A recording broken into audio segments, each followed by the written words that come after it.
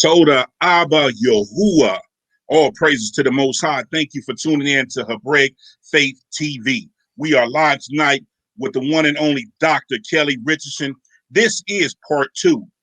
This is part two, talking Masons and Greeks. We're going into depth tonight with Dr. Kelly. But before we get there, listen, I want to play one of my favorite ox, man. I love him. He's a Ruach-led brother. Definitely Dimitri Pruitt. This is Toda Abba Shalom. All praises to the Most High.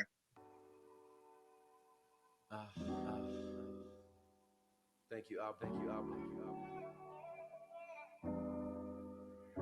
Man, that's all I can say. Never repay you for everything you've done for me. Never. Hallelujah. Yeah. Told Abba, I praise you forevermore. I am nothing in your presence, my face on the threshing floor. It's a pleasure just to know you, your precious blood on my door. Your refreshing living water bring nourishment to my soul. You complete me and repeatedly keeping me on the road. Your direction, my direction, but stumbling as I go. And I feel I don't deserve you, that's something I truly know. And because of it, I'm humble, receiving the love you show. You're the lesson, me, my destiny, teaching if I was woke. And your Torah is my recipe, breaking the iron yokes. And I know you want the best of me, even as I approach. In the days I feel you testing me, scriptures that give me hope. Even if it brings to death to me, praise you until I croak. But I feel like you protecting me, keeping me off the ropes. And your Ruach is my teacher, but only him I console. Open my eyes and understanding the parables that you spoke. Told the Abba, I love you on the real. You gave me this gift, so express how I feel. You had me in your hand when I almost got killed. When niggas plotted on me, guess they want my cat pill. Heard your voice and sat still. Only way I made it. Now I write songs and sing praise like King David. And feeling like a plus cause I know we both related. And my life an open book and your gifts are so amazing. And yes, I sing praises. And no, I'm not a Christian. I love you all the same, but I felt like something missing. I had to rearrange, my understanding wasn't slipping. And I'm happy that it came, feeling change in the distance. Unchanged to the system. My aim is something different. I know your pains are real, but I refuse to play the victim. This life is not a game, we live in horrible conditions. And even if you pay, you gotta struggle just to get it. You gotta struggle just to get it. And so I'm praying to the Most High, cause the one thing that matter when you're gonna die. And sometimes I feel like I'm stagnant as I'm moving through this traffic, but I know a bad decision is a casket. Don't be misled. We must account for our sins, cause every choice gonna catch you at the end. And how'd you live your life show how you felt about him. Can't lie to your face, I'd rather tell you how it is. And maybe someone listen, and maybe someone get it. And maybe got my hopes up just being optimistic. And if I reach one, I tell my Abba that I did it. Cause it wasn't for the numbers, was the fruit that I presented. The fruit that I presented, and I hope I represented.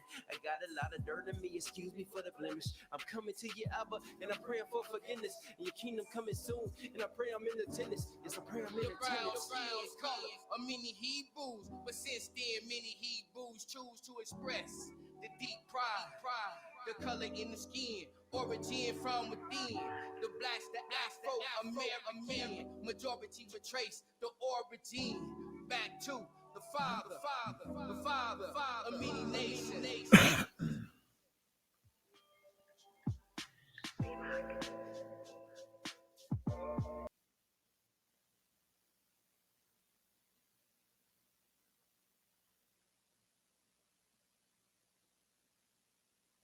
Shalom, Dr. Kelly. How you doing, sir? I'm doing great. Yourself? Yes, sir. We're doing wonderful, man. We are back for part two, Doc. I've got so many people that have reached out regarding part one, and they were blown away. A lot of people did not know what we are really up against, how our kids, how our young women are being seduced, how our families are being seduced by tradition. These things are plagued us, and we're dealing with wicked spirits in high places. And we are definitely glad to have you back. And let's get back to part two. I'm definitely going to relinquish the stand and let you go at it and bring it. We're going to share your screen.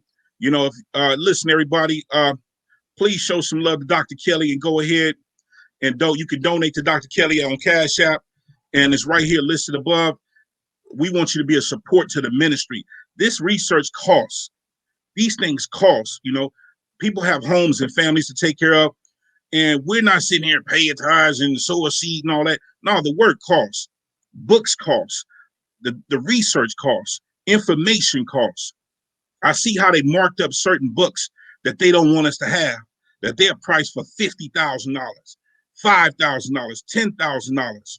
you know, and it's you're definitely a blessing, and we have to be a blessing. Everybody support Dr. Kelly. Go to the YouTube channel We Woke Now and like, comment, and subscribe on everything that he's doing. Is We Woke Now. So let's get it going, Dr. Kelly. I'm gonna relinquish to you. I'm gonna share your screen, and we're gonna definitely get this going. Appreciate you, Ak, and I want to say Shalom Lak Mash Paka to everyone that's tuning in tonight. And what I just simply said in ancient Hebrew is it well, family? And I hope it is well with everyone that's tuning in, because there's a lot that is going on with a lot of the manufactured, you know, if we want to go in, I'm not even going to get into all that stuff, but a lot of manufactured things that are spooking people to go out and do impulse shopping and things along that line. So let's make sure that we are grounded in the Most High, grounded in His Son, and definitely have His Spirit to help us navigate through the things that we're dealing with. So again, I want to say peace and blessings, and thank you, Ak, for having me on. Much pleasure. My pleasure. And My pleasure. when you're ready for me to go, I'll just go ahead and you could just Yes, sir. maximize the screen. Yes, sir. I'll maximize the screen. This is part 2, y'all. Part 1 was so much information. Pay attention. Pass this on. Like, comment, and subscribe to us on Facebook. And like, comment, subscribe to us on YouTube. We're on Instagram, Hebraic Faith TV. We're on Instagram, YouTube, and Facebook. Listen, go on Facebook. This is going to be on YouTube, and this is going to be on there. We're going to be sharing this, and we want you to understand what our people are up against. Don't mistake opportunity to be a blessing. All opportunities are not a blessing, no matter how much you view it. Some opportunities cost you a price in the end.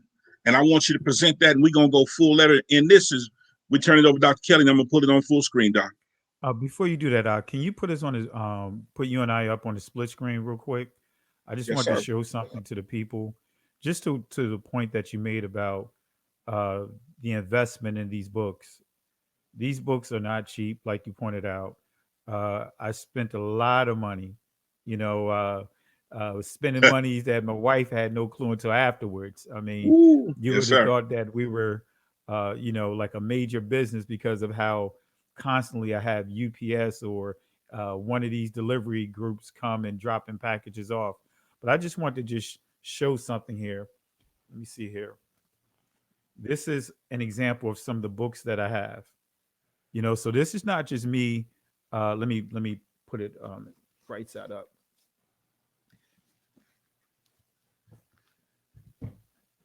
This is, you can see that this is in one of many references or sources that I have. This is Encyclopedia of Freemasonry. And again, I encourage those not to mess around with this stuff, especially if you're not grounded in the word itself. But I'm just showing you here, these are not new books here. You could just look at it and see they don't even make books like these anymore. That's quality. You're going to spend a ton of money for these books right here. And the people that wrote these books are, from 32nd and 33rd degree Masons, Shriners. But you can see this right here. Yes, sir. And let me say this again to y'all again. Do not go and purchase this information. This is why we bring on people that are rooted and grounded in the Ruach, and that the Most High has ordained for this. We don't want you running ahead and getting messed up and trying to grab information, trying to decipher stuff, because listen, words have power. Words have power, and you have to understand, if you're not grounded, don't pick this information up. We don't even want grounded people picking up. Yah has ordained people. He has ordained mores that are rooted in him and grounded in him, that cannot be shaken, and that bring this information. So don't go out and get this information. We don't need you doing that. That's our number one disclaimer. Don't go get this information. Don't go seeking to purchase it. Stay right here and learn and listen. Those that have an ear, let them hear what the Ruach is saying to us. Pay attention. All right, Dr. Kelly, I had to say that, because we got people that are run with, I got to go get that. No, you don't have to go get that. Listen, pay attention. Sit down. Be still. Some of y'all are new jacks. And some of y'all knowing, and some of y'all that have been in this, and you're still not grounded in prayer. And the Ruach is not strong in you. And you don't need to go get this information and be swayed and be like, oh, that might be Yah. No, that's not Yah. Nothing in these books is Yah. Everything in these books are the enemy. He's as an angel of light. So you need to know that. So pay attention and listen to what the Ruach is saying. Hold your horses. Hold your mules. Sit your butt down and be quiet and listen. You mores, don't try to run out here. You know you ain't full of the Ruach. Don't go out and get this info because you'll be switching up your ministry. It'll come in and persuade your mind. It'll lean you to somewhere else that Yah has not got you going. Go ahead. I have to say that. And I appreciate you, Ak, for reiterating that. And that's why I just want to just reiterate that as well, that don't go out purchasing these books. Uh, some of this stuff it can get on you if you're not careful. And Yes. even some of the stuff that I've researched, I had to put down for a little bit because you don't want this stuff to stick on you. You don't Yes, want sir. this stuff to start having a subtle influence on certain things of what you may, how can I put it, approach certain things. So even Yes, sir. for myself, I take pauses when I'm dealing with certain things and Yes, sir. reading and researching certain things. Uh, but I really appreciate it. Really appreciate it. But That's yeah, I'm ready to wisdom. go. Yeah. That's wisdom, y'all. You hear Morey that's been sound and rooted in teaching this, and he's telling you he takes breaks from it. So that lets you know, don't pick this up and don't run with it. I have to stress this again. I feel this in my Ruach strong. Slow down. Stop picking up everything and thinking it's the Most High. Stop going every place thinking it's the Most High. You can't grab every information and try to present it like it's the Most High. That's why we have to have the Ruach to hear from him, how to direct people, how to actually hear from him and saying, give this to my people, feed this to my people. My people are dealing with this. A lot of y'all are not rooted and grounded because you're still precepting, but there's no Ruach. There's no direction. Quit getting things out of your own mind, and we got to hear from the Ruach to feed our people. It's not about what you think. It's about what he wants for his people. These are not our people. This is his people. This is Yahuwah's people. Let me say that again. This is Yahuwah's people. Your title means nothing when it comes to him. Your authority means nothing when it comes to him. He is Yah, he's Elohim. So we have to do it according to his way, his plan, and we have to hear from him. Your direction is nothing. I turn it in your hands. I appreciate it, Ak. Appreciate it, Ak. And you could go ahead and maximize the screen, and we're just going to pick up where we left off at. And and again, I want to encourage everyone to take notes because I'm going to share a lot of information tonight. The objective for tonight is to touch on some of the top sorority fraternities and sororities.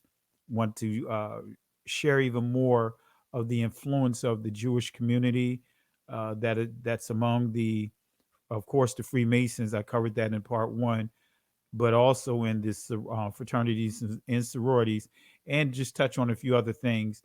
And if we have enough time, if we could do it all here, we will. If not, we may have to do a part three to show Yes, you sir. uh, how to defend the those that are in these groups or those that may approach you, or even just show your children which scripture and how to defend it.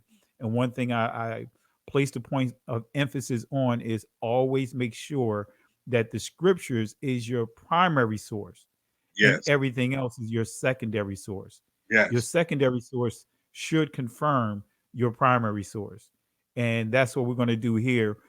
The scriptures is Adabar HaKorash, in other words, her holy word. That is our primary source, and everything else is secondary. So, again, as you see here, the GLOW, the Greek letter organization, that's what GLOW Yes. is, the acronym for Greek lettered organization. And so, what I want to start off here is for those that are maybe watching this for the first time, you may be babes, and for those that may still be inside Christianity, still inside the church, and you just don't know these things, or you could be a young person and really don't know the influence of Judaism, even within the hip hop culture, Hinduism, and some of these other things that are within the hip hop culture. What many don't truly don't know is that many of the owners and of these record labels and these distribution companies are from the Jewish community. You know, when you start looking at Rick Rubin and all these different guys, many of these guys are Jews. You know, so Yes, sir. and some of the uh, artist development comes from those guys, and we see a lot of these things introduced. So just a couple of things that I just wanted to share as we show and as I reveal to you the importance of some key words I'm going to share after this here. So here's the influence of Judaism on the hip hop culture, because we know that Freemasonry is uh, heavily saturated with Judaism, the Kabbalah, right? So here we see Judaism on the hip hop culture. Matter of fact, you see the influence on it in the Kemet community, the Nation of Islam, all those that are part of Freemasons and also have part of these fraternities and sororities. Guess what? You have Judaism. Judaism has a back door to your household, have a back door to your spirit. So, nevertheless, the influence of Judaism on the hip hop culture. Just just some kind of like some trivia stuff here that you can kind of make those that are watching, you can make a note here. This is coming from the Jewish Almanac, 1980. Let me say that again. This is coming from the Jewish Almanac, 1980. And as you see here, this is what it says about the word ghetto, right? Because we hear that a lot in our community, the ghetto, and we promote it. You know, we take pride in it, almost like a badge of honor. But Yes, we do. notice here, it says ghetto, Yiddish. That word ghetto is a Yiddish word from the Italian diminutive for borghetto. In other words, a little borough, right? Notice when you deal with New York, you have the what? 5 boroughs. That Yeah. tells you that's a hint to who has an influence over that community, right? Wow. So you see here, ghetto, Yiddish, from the Italian diminutive for borghetto. In other words, a little borough. As early as 1611, the word meant the place where the whole fraternity of Jews dwell together. Wow. Notice what they say here. The place where the whole what? Fraternity Eternity. of Jews dwell together. And again, this is the Jewish Almanac, 1980, page 392. This is not my words. This is coming directly from what they would deem other rabbinical literature. Yes, sir. Yes, sir. Another Wow. word I want to highlight, and this is Hinduism, the word diva. Where did this word come from? Well, let me show you, because these are two key words that are in the hip hop community or culture, the R&B, because they're still they brothers and sisters of each other. You hear ghetto. Now we're going to see what diva comes from. Lady God Diva. The name Lady God Diva is simply a combination of 3 different ways of saying goddess. And as you see here, as Mother Gada or Goda or Gerd, she is the same as Freya, consort of Mm. Godan, in other words, Wotan, father of gods, in other words, as you see in the parentheses, Goths. The old Teutonic, and I'm not getting into all of that, but you get the gist of it, of what this means. Let me give you a little more on it. It says, was a universal. Remember last week, I think I touched a little bit on this, Yes, sir. and I can do this in the future. Explain more of what universe means. Uni is the triple goddess from the Etruscans. This is where you get the Trinity, right? The triple goddess, right? The Capitoline triad, the 3 witches. Verse, right? The Wow. doctrine. Uni, the doctrines of unity. So universe means the doctrines of uni. So that word universe is what? Interchangeable with the word Catholic. And can I say Generic. something? And let me Go ahead. interject real quick, Doc, because we see a lot of people talking about, we see this trend right now that I've been seeing that I keep shooting down. Everybody talking about, oh, the universe gonna kick back. The universe this. Speak to the universe. Speak to the universe. Speak, declare in the universe. I'm like, no, that ain't the Most High. Well, see, that's mysticism, right? And so Yes. that's when you get into this new age. And if you want, maybe let me know how the schedule is, and maybe we can schedule something about dealing with that, right? Okay. See, universal, that is a new age term, but really that term universe is basically the worship of the triple goddess uni, right? You had this word Trinity that's not just something that Tertullian introduced to Christianity. He got that idea because he grew up in paganism, Mm. right? And so you see all these different groups out here, like the Romans, the Greeks, the Etruscans, and the Egyptians, the Sumerians, all of them, the Babylonians, all of them have a Trinity. They all have a triple goddess or godhead. See, notice certain terms I'm using that if we're not careful, we could be taking in a a doctrine that we really don't understand. Words have meaning. So when you say universal, you get into universalism and all these different things. But what does universe mean? When we say universe and when we say Catholic, right? Catholic comes from the word is interchangeable with universal, but Catholic also is interchangeable with the word general. General Mm. comes from the word generic. Generic, the primitive root or the Proto Indo European word for generic is gene. Gene means begat. What seed are you allowing to be birthed in you? Going back to Genesis 4, chapter 3, actually. The seed of the serpent and the seed that comes out of the woman. So when you say universe, well, what seed are you begetting? This is the seed of the serpent. You're dealing with belief systems that was that a smorgasbord of belief systems. Sir. Yes, sir. So notice what it says here. It says, was a universal Indo-European. When you see Indo-European, that's basically like me saying, similar to me saying primitive root. So Indo-European, you'll see this, for example, in languages, Proto-Indo-European or Proto-Indo-Germanic. So Proto-Indo-European, that can be used interchangeably with Japheth. So a universal Indo-European word for goddess derived from Sanskrit, Devi. And if you understand, language is another area that you can actually use as a blueprint to basically understand who descends from who. What many don't know and understand, Sanskrit is actually a Proto-Indo-European language. Mm. And many may not even be aware that Indians coming from India to this country and many Arabs and so forth, when they get here, they can register as Caucasians. Wow.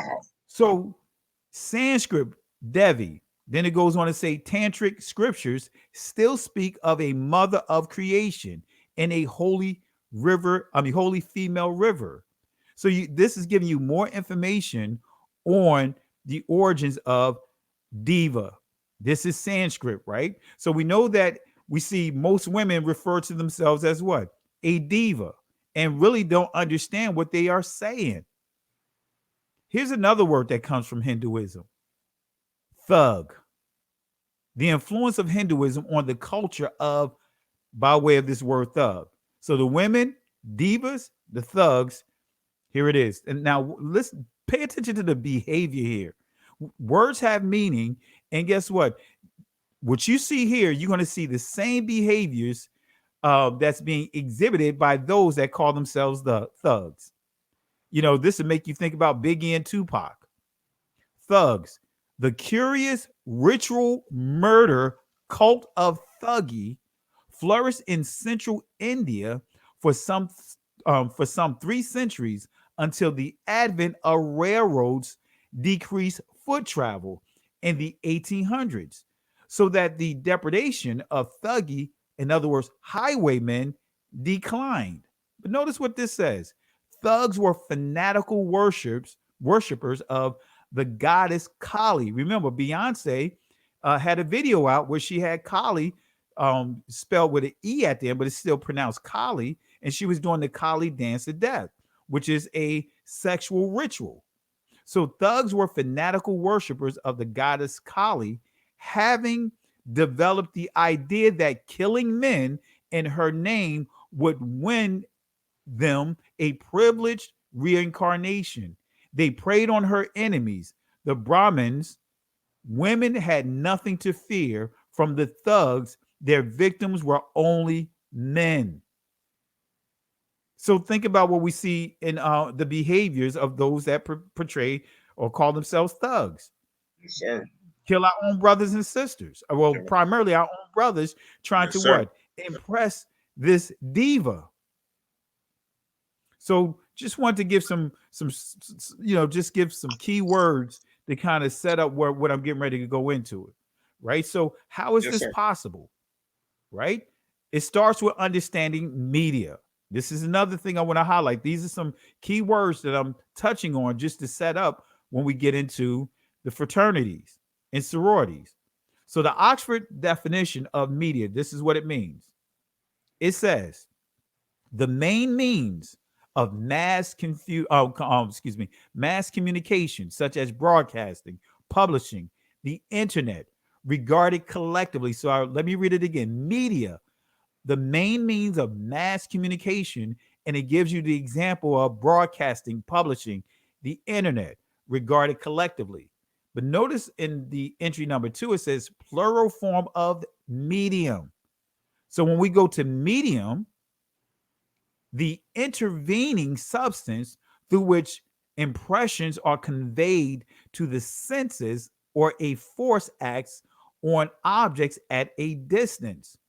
Right? When you start trying to use alternative paths, right, to get to a place of holiness, now you're getting into medium, right? You get into media, which is the plurality of medium, right? So when we see this practice, we see it at the very beginning with Adam and Eve in chapter 3, when Hasatan said, and you will be as Elohim.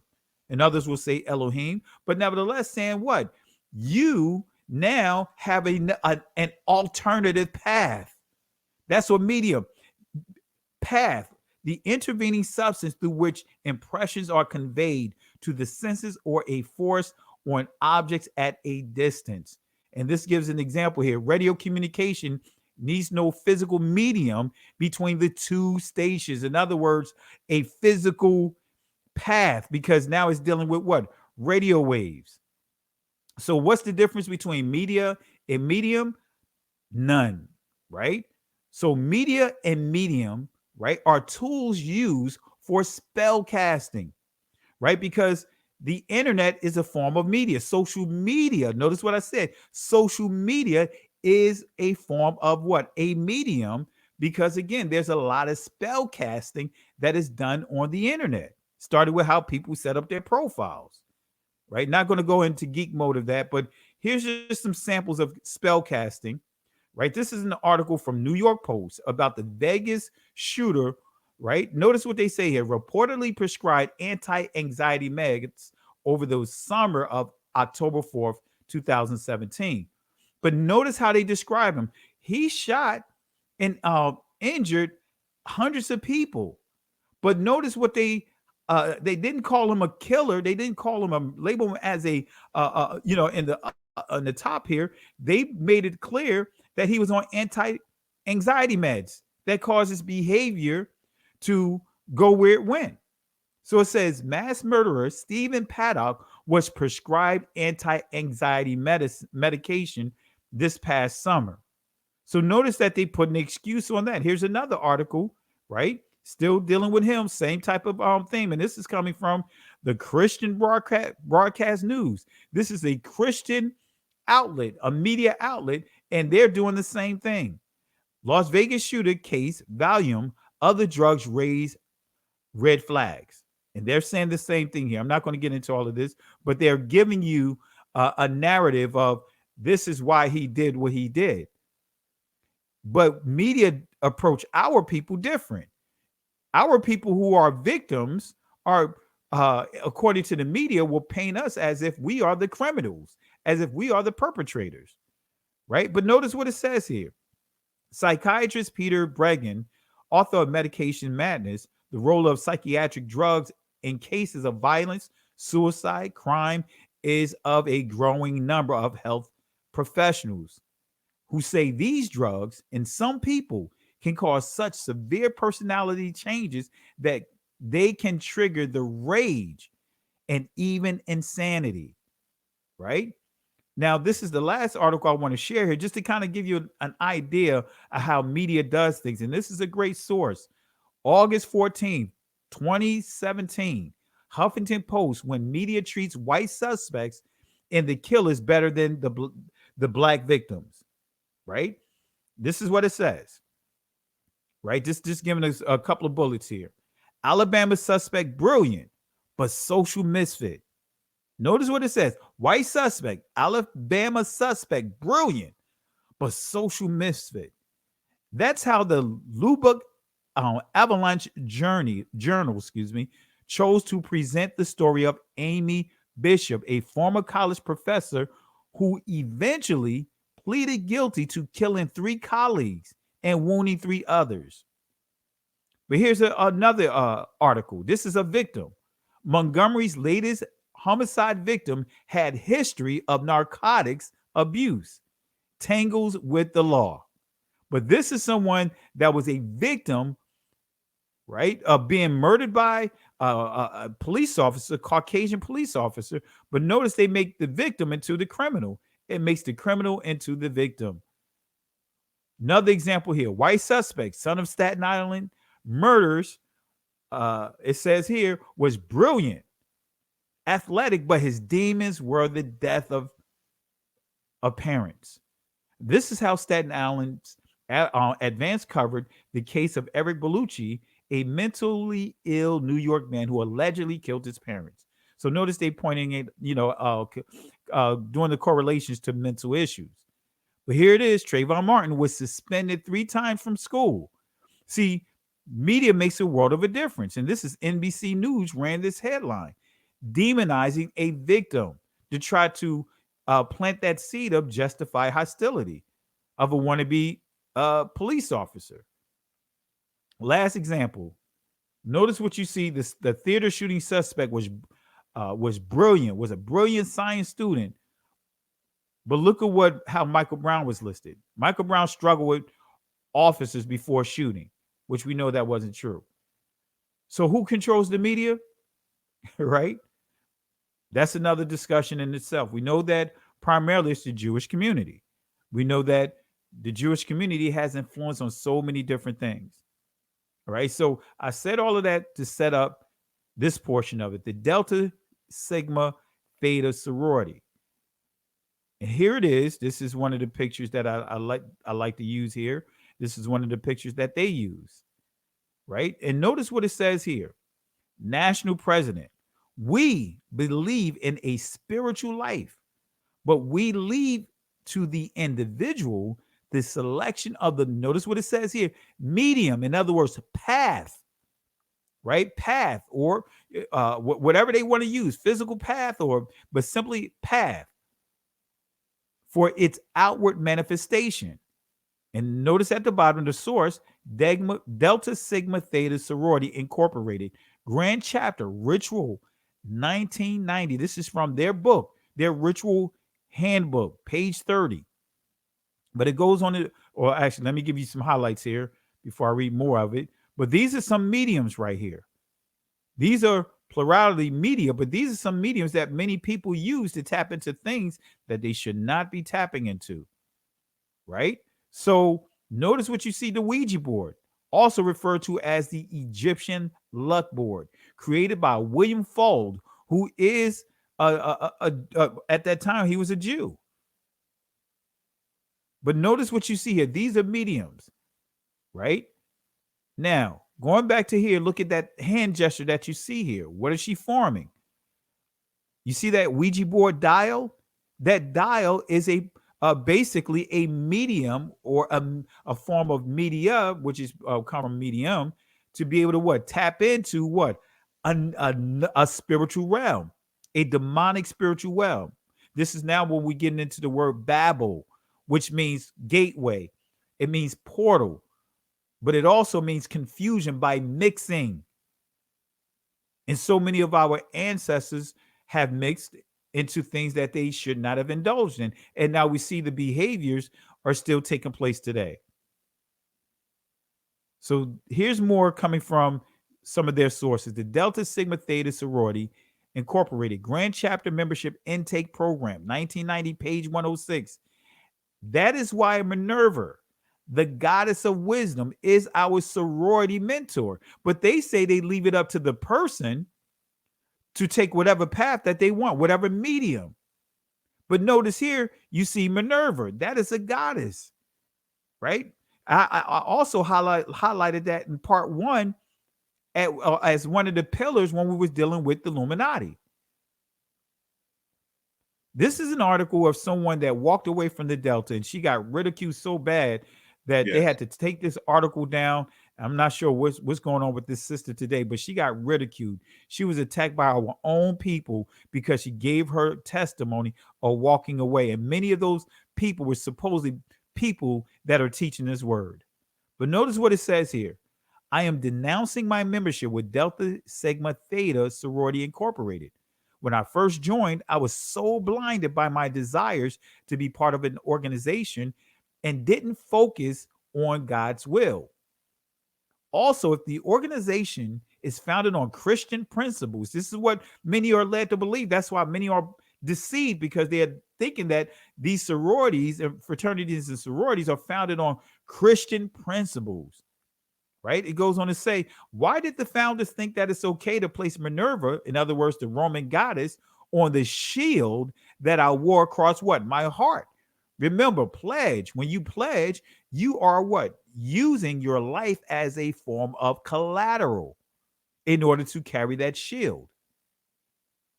This is more on Minerva, right? Roman goddess of wisdom.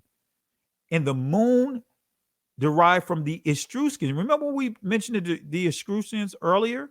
Yes, sir. With Uni, right? The goddess of the triple goddess of the Etruscans as far as Uni. Now notice here, Minerva, Roman goddess of wisdom. The moon derived from the Etruscan goddess Minerva. So we see that you'll see a lot of these gods and goddesses are interchangeable with the Romans and the Greeks. We can take it a step further when we start dealing with the Vikings. But it says Roman goddess of wisdom and the moon derived from the Etruscan goddess Minerva or Minerva, probably a crone aspect. Crone, that's getting into the hag. Crone aspect of the original Capitoline triad. A Latinized Athene. Her totem was was the same as Athene. Lilith. Because this is where what we talked about earlier, a lot of our brothers and sisters, when they hear like, oh, here's a lost book of Adam. That is not a lost book. That is not a book of the antiquities. What many don't understand, there was a lot of false books that was written during that time. Just because it's old doesn't mean that it's right, it's truth, it's accurate. But here, Lilith, and I can give you the whole story about Lilith. On that. When you understand Lilith, when you hear about Lilith, that whole story of Adam, that is a Jewish fable. They created that story in like the 13th century about Lilith, what they would do when they was going through our Dabar HaKodesh, our holy word. If there's certain things that they don't know or understand, they created a story behind it. So the Capitoline triad, Lilith actually really is an owl. You'll see her in Isaiah, not as Adam's wife, like they teach that, oh, Adam had two wives. That is getting into what? Fables. Yes. Anything that contradicts the first 5 books of Moses, leave it alone. Regardless of what many will try to say it is. But notice it says here, Lilith, and it goes on to say, and the Welsh goddess Blodwed, an owl. Because Lilith is interchangeable with that, which consequently became known as the bird of wisdom and of witches. And here's the triple goddess, right? You see, going from right to left, the hag, the mother, and the damsel. This is the same image of this with Beyonce and her mother, starting from if we went from left to right, the crone. Notice she has these horseshoes on, and we'll deal with that. Beyonce, and we see her daughter here. They're in the same position. This is not a coincidence, family. This is intentional. You retain more in your subliminal than what you can ever imagine. And there's the owl right there. That's Lilith. All right, going back here. The most direct line of descent from Greek societies to America is the Freemasons, called Masons. Historians of American fraternities and sororities trace most of our rituals, ceremony, and rites to the Masons. And this is coming again from their source here, the candidate syllabus, page 1990, page 30. They're making it clear that most of their rites come from the Freemasons. An examination of Masonic rituals open to scholars suggests that our founders were also influenced by Masonic rituals, symbolism, and initiation experiences. Going back to this article, the hymn sound, in other words, they have a hymn. And they call it spirituals, religious, and they say here, the hymn sounds like a religious spiritual song. However, Jesus is the light and our guidance. We praise him, not delta. And when you understand delta, that is the triangle. That's the Greek letter triangle, the triangle symbol that you see there, which is what? A yoni, which is what? A woman reproductive organ. But it goes on to say, or Minerva. But notice what she says here. So they use the Bible, remove words out, and make it glorify the sorority. They rearrange biblical things around and put a deltish, worldly, false, godly twist to make it identical to the word of God, but it's not. Here's an example. I'm going to give you an example of that. This is coming from their handbooks here. Official ritual of the grand chapter, page 4. Though I speak with the tongues of the learned and the profound and have no love, I am as a noisy gong or a clanging cymbal. This is basically them modifying 1 Corinthians chapter 13, verse 1. It says here, though I speak with the tongues of men and of angels and have not charity, in other words, love, I am as a sounding brass or a tingling cymbal. Notice how they made subtle changes, as she pointed out. Here's another example. And though I prophesy, know all the Delta laws, rituals, traditions, and secrets, and can recite them glibly, and though I have such absolute devotion to duty that I can do anything my hands undertake and have not love, I am nothing. Verse 2 from the same chapter. And though I have the gift of prophecy and understand all mysteries and all knowledge, and though I have all faith so that I can remove mountains and have not what? Charity, I am nothing. Here's another example. When I was a pyramid, remember what they said earlier, that they leave it up to their candidates to select their own mediums. Yes, sir. But notice here, they're actually giving the medium to them. That's all what? Smoke and mirrors. As you notice what I read to you, they're actually telling them what they're going to believe in. Here it is. When I was a what? Pyramid. I talked as a pyramid. I understood as a pyramid. I thought as a pyramid, but now that I have become a delta, I am done with the ways of those intending to be deltas. Well, let's go back to 1 Corinthians chapter 13, verse 11. Most of you guys already recognize this. When I was a child, I spake as a child. I understood as a child. I thought as a child. But when I became a man, I put away childish things. Right? Now, let's go back to this article here. She says here, as I read the pyramid book, right? This still could, that term pyramid book can be interchangeable with Book of the Dead. But as I read the pyramid book, the founders want the Soros to admire Minerva, mind, body, and spirit. Yes, spirit, which means we are giving her life. Wow, she recognized. She recognized that. That's why she came up under so many attacks, and Yes, others that sir. are coming out are being attacked.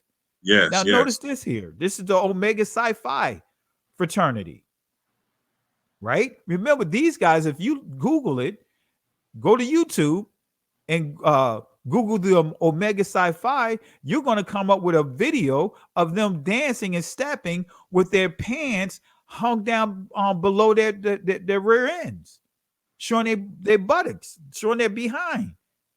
Yes, sir. Hundreds of them.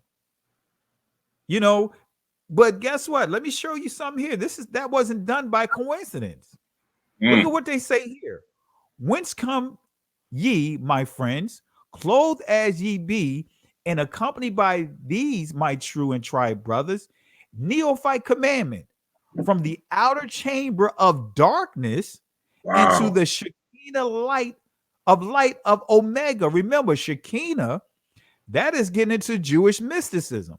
And we're going to touch on that in a second here. But notice, from the outer chamber of darkness into the Shekinah light of Omega. So what is the Shekinah? Let me explain it to you guys again from piggybacking off of part one. What Yes, you sir. see here, this is the lower torso of, in Jewish mysticism, they call this the Ten Sephira. So each one of these circles here represents a part of their so-called God called the Ein Sof. In Jewish mysticism, which is based off of the Maccabean mysticism, system of mysticism, right? They call their God Ein Sof. And Ein Sof is supposed to be God before God per se. So it says when, according to Jewish mysticism, Ein Sof, right, created everything because he needed to find himself. You'll find a similar story that's similar to what you see in the Mormons when they try to explain Elohim and all of these things. But nevertheless, you see here, right, this is supposed to be the body, the diagram of their God. So now they teach here that this is the torso, like the hip area, right? But this is the reproductive organs right here, right? So let's break this down. That portion right there is called the foundation or the yesod, which is the male reproductive organ. They call it the foundation. But now this portion right here is called the Shekinah. This is the feminine reproductive organ. So they teach that the Most High is a hermaphrodite. They also teach that Adam is a hermaphrodite. In the Talmud and the Mishnah, it teaches that Adam was a bisexual. So you see here, foundation, Yesod, if you see their actual diagram, they also have the Hebrew word Yesod, in other words, a phallus. Shekinah, the female reproductive organ. All right. So going back here, they say here, the neophyte commandment shall make the following statement. Friend, the apostle Paul said to the young man he was training, Timothy, endure hardness as a good soldier. Notice how they sprinkle a little scriptures over it. Yes, and if sir. you grew Yes, up sir. in the church, you'll think that they're teaching Christianity per se, which they are not. Remember, Hasatan describes himself as what? An angel of Angel, light. right? Yes, sir. And said his messengers are doing the same thing, and they have a doctrine that they pushing. Total deception. So it goes on to say, then it goes on to say, this coming from there, this goes on to say, every son of Omega shall be courageous. And this is coming from their ritual book. So the Omega is also the Hinduism. In Hinduism, the symbol is called the horseshoe yoni, which is also referred to as the pearly gate. So the yoni is the representation of the female genitalia representing the Hindu goddess Shakti. And that is Shakti right there. You'll see her on what's that what is it? Like a coffee shop, Starbucks. Starbucks. That's where that female comes from. That is Shakti, right? That symbol that they use. Wow. So that's Hinduism. So the symbol was also called the Great O or Om, right, of Hindu temples, the Great Mother or woman, just as Phalega was the phallus. This phallic image, is called the Ligam Yani. Now, when you see Ligam Yani, this is the male and the female coming together, right? Altar of India. So the genitalia focus of her divine energy, the yantra was adorned as a geometrical symbol. The ceremony of baptismal, in other words, rebirth, often involved being drawn through a giant yani. And notice what you see here, the drawing there, right? That yani Sir. represents a female reproductive organ. So those who underwent this ceremony were labeled as twice born, right? So you notice here, right? These are the different forms of the yani, that delta, that triangle, this horseshoe, the fish, right? But notice what you see and look at the position of the hands. Look at what it's forming. It's forming a female reproductive organ. Okay, so now let's deal with the Kappa Alpha Psi fraternity. It says here, this is coming from their ritual book, 1968, page 48. Chief outlaw. This is the spear of the great Delphic god Apollo, which he wiles in defense of those who worship at his shrine. Here's the Greek god Apollo. Let's see. Let's get some information on that. Let me give you some information. Who is Apollo? Here it is. Greek sun god, right? You know, you have many within the church to say that they're not worshiping the sun god, but guess what? They're part of these sororities, fraternities, and sororities. Greek sun god who took over the powers of his twin sisters, Artemis, which is the moon. Originally, he was her child, as the son was born of the moon goddess in Egypt. He was also her totemic beast in several forms of the wolf, Apollo Lacaeus, a mouse, Apollo Smithius, or a golden maned lion, Apollo Chrysocombs. It goes on to say the fully anthropomorphized, Apollo laid claim to the goddess's power of prophecy, poetry, music, magic, and healing. This is all dealing with Greek Roman mythology. His priests adopted the muses, the graces, even the great serpent who gave oracles from the earth womb, Apollo Python, known as Sol Niger. In other words, the black sun during this nightly sojourn. So make a note where it says Apollo Python. And in the underworld, Egyptians called him Apep or Apophis, in other words, the serpent of darkness. Now let's go to Revelation chapter 9 and 11, and we're going to see it right in the scriptures. Notice where we see here, Apollyon. So, and they had a king over them, which is the angel of the bottomless pit, whose name in the Hebrew tongue is Abaddon, but in the Greek tongue hath his name Apollyon. So here they are what? These fraternities are teaching you to worship the beast. Remember what we shared in part 1? The worship of Gomer? Yes, sir. Yes, sir. Right?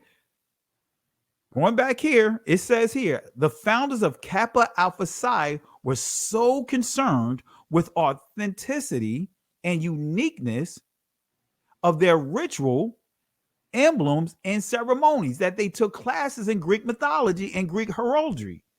But you see what they began to do, learn of the Greek culture. Yes, sir. In order to put their rituals and everything together. Let me say this. Let me say this to the people. You have a lot of preachers. I've even seen some Hebrews that are still involved in this, that are pledging, and you still associated with what the enemy has. We're giving you understanding of things that or people are still caught up in. You cannot preach the doctrine or you cannot preach the oracles of the Most High and be involved in this. Period, point blank. When you take that oath to these deities, you're taking an oath to other Yahs. This is what Elohim was talking about. Our people, what? They perish for lack of knowledge. We get involved in everything because it looked good. It presents false opportunities. And this is what they're doing. They're lying to you. And one of my ox told me, he said, man, I didn't even read the handbook. He said, I think 98% of the people that pledge don't read the handbook. And this is what's in there. And you go in blindly not knowing. And then some become aware because the opportunities get more greater, you shut up. And we got pastors in Christian churches. We even got Hebrews that are still doing this mess now. But keep going on, Doc. I just wanted to point out, y'all not of the Most High. You are not of Yah. If you're involved in this right now, the Most High is not dealing with you. He's calling you up out of this mess. Absolutely. And this is why we have to make sure we train and properly teach our children. Because if you pay attention to, for example, the Babylonian system, right? When you look at high school, when you look at college, for the most part, even in college, 3 years, 4 years, but generally you could do it in 3 years or you could do it in 4 years, either way. But guess what? They got that from the Babylonians, right? Even in Freemasonry, the first 3 years or the first three steps are what? Your foundational. Then you Yes, sir. Graduate. So this system is embedded in everything we can ever imagine. If we're not careful and we don't teach this correctly, we have to make sure that we're teaching our children how to navigate through this system to what? Come out of it. Yes. We know our children have to be educated because we're in this land of captivity. We just cannot tell our children not to be educated. But we have to do just like how Daniel was raised up in the Babylonian system, just like the 3 Hebrew young men. And out of the 4 out of the entire community that was in this captivity, even though they was in this captivity, they made it a point to say that they're not going to what? Compromise themselves. Right? When Yes, when Nebuchadnezzar erected a statue, a Malak, right? Image of Molech, right? Yes, Notice the if you really go into the in-depth studies of that lesson, the Israelites began to worship every time that horn blew. It was Israelites that told on the 4 that did not bow down. Because it wasn't a struggle to the Babylonians. No, sir. No, sir. Because that was already part of their culture. Right? So again, this is all Greek mythology. Notice what it says. They took classes in Greek. Still going back to the time of the Maccabees, like we discussed a little bit last week. Yes, But sir. it goes on to say, the last figure is an uplifted arm bearing a spear, which symbolizes fidelity. The latter figure not only indicates the extent to which members will go in their fidelity to each other in cause of right, but also symbolizes the protection which the gods grant unto every loyal member of Wow. Alpha Psi. Who grants? Notice what it says here. You see, it says that again, they're gods. Yes. Notice it says the gods. Wow. We hear this right now. The gods. We hear that in Kemet. The gods. We hear that in 5%. The gods. You be what? God? You be God? See, I grew up in Newark, New Jersey. That's how they ask you. They come up to you. You be God? You be God? And then you give the rundown. Yes, sir. If you are part of that. Yes. My grandmother said, hey, just tell them you're a Baptist. Right? This is when I was a kid. Right? So it goes on to say, it must stress first things first and maintain a continuing realization that the only first in Kappa Alpha Psi is who? Kappa Alpha Psi itself. Wow. Let's go to the Kappa Alpha, the Alpha Kappa sorority. the AKA, right? This is their pledge to thee, O Alpha Kappa Alpha.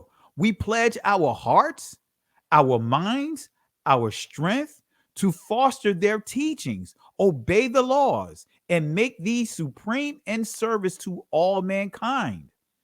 Well, that's what they say. That's what they're pledging. But let's go to the scriptures. Let's give some scriptures. Let's go to Luke chapter 10, verse 27. And notice what it says about pledging. Because many will say, hell, there's nothing in the scripture that talks about that. Well, let's start with Luke chapter 10, verse 27. He answered, said, thou shalt love Yahweh thy Elohim with what? All thy heart. In other words, the Most High is a jealous Most High. He do not like roommates. No, sir. See, we began to get in this mindset of having roommates. We think the Most High wants roommates. Nothing like having a roommate, especially going to college, having a roommate. I was also in the military having a roommate. Nothing like having a roommate, because oftentimes you leave things one way and come back, it's been moved. And that can be very frustrating. The Most High does not share space with anyone.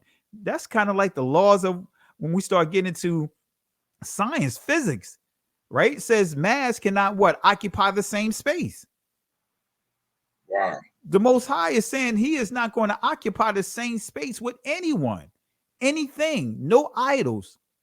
So, and he answered saying, thou shalt love Yahweh thy Elohim with all thy heart, labab, and with all thy soul, and with all thy strength, and with all thy mind, and thy neighbor as thyself. So why are these people that are teaching the scripture participating in these pledges? Let's go back here. Notice what it says again. Let me go back. It says here, and make thee supreme in service to all mankind. The previous one said the same. All of them are saying the same thing. All right, let's fast forward here. Who are the AKAs pledging to? Who are they pledging to? Well, let me answer that question. The god Atlas and the goddess Themis. Well, who are they? You guys seen this image, especially if you're up in the New York area, right? You see this image right here. So Atlas, pre-Hellenic Titan or Earth god, brother of Prometheus, condemned to carry the world on his back because he took part in the giants' revolt against the Olympian gods. This was a reinterpretation of his primary earth supporting function. And again, this is all Greek and Roman mythology. And a lot of this comes from the Egyptians. As Prometheus was associated with the Caucasus and Hercules, with the Pillars of Hercules in the west, so Atlas was associated with the Atlas Mountains of Africa, indicating that the Titans were originally divine pillars of heaven upholding the world.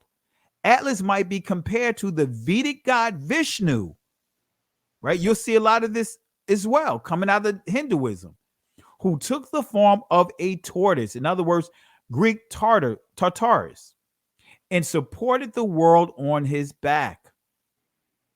The goddess Themis, right? That is the image of her. You know, the scale. You see a lot. You tend to see her when you dealing with the law. You see her in a lot of courtrooms. The scale, the balance. You also see her prophesied in Revelation and also in Daniel and also Zechariah. Not getting into that in this lesson, but Themis, the pre-Hellenic creatress, cognate with the Chaldean Thamti. In other words, it means the sea or Tiamat. Her virgin aspect was Artemis. Her name was numerically equivalent to that of the moon. Notice we still dealing with the moon, right? Right. And we can even get into when you start understanding Islam.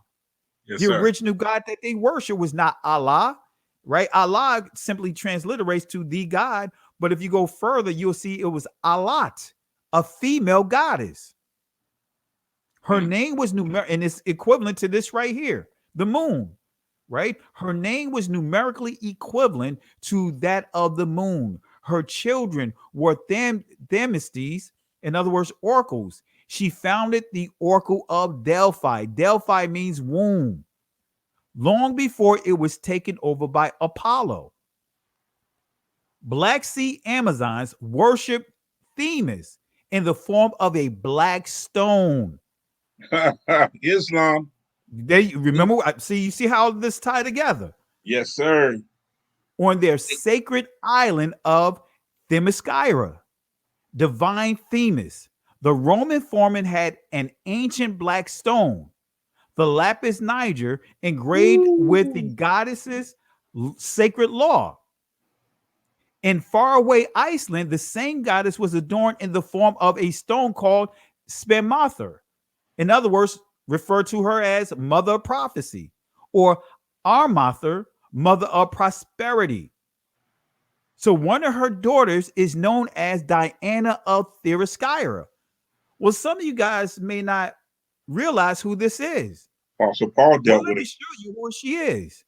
You may be surprised of who she is, but I'm going to show you here in a second. Let's show Diana of Themyscira. Let's see her mentioned in the scriptures. Acts chapter 19, verse 34. But when they knew that he was a Judean, I don't like to use the term Jew, that's a whole nother discussion, Judean or Judah, all with one voice about the space of 2 hours cried out, "Great is Diana of the Ephesians." Now, I didn't put an original statue here because the statue you'll see today it looks like a Caucasian woman, when actually the goddess Diana was a black woman. Yes, sir. Right? So yes, sir. It goes on to say in verse 35, it's still not trying to say it's okay to worship these gods and goddesses, but that's what they worshiped. It was a woman, a statue of a black woman with multiple breasts. Think it's a coincidence that the slave owners were using our women to breastfeed their babies?